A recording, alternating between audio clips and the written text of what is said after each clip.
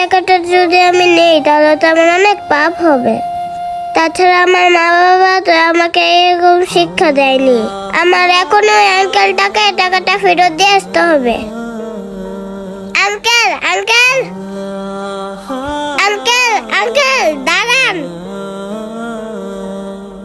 High, আমার shirt টান দিলি কেন?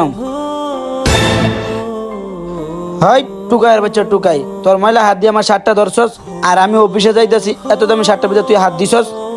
এই শার্টের দামে যোগ্যতা হইছস তুই? আঙ্কেল আপনি আমার কথাটা তো শুনবেন। হাই টুকাইয়ের বাচ্চা, তোর কি কথা শুনবো? হাই টুকাইয়ের বাচ্চা, তুই আমার কাছে সাহায্য চাইতে আইছস? এই কথা তো আগে বললেই তো। তোর ময়লা হাত দিয়ে আমার শার্টে ধরার কোনো প্রয়োজন ছিল? আঙ্কেল আপনি আমার কথাটা না শুনে আমাকে একটা থাপ্পড় মারলেন। হাই টুকাইয়ের বাচ্চা, তুই কি বলবি বল? আঙ্কেল আমি আপনার থেকে টাকা নিতে আসি না, আপনাকে টাকা দিতে আসছি।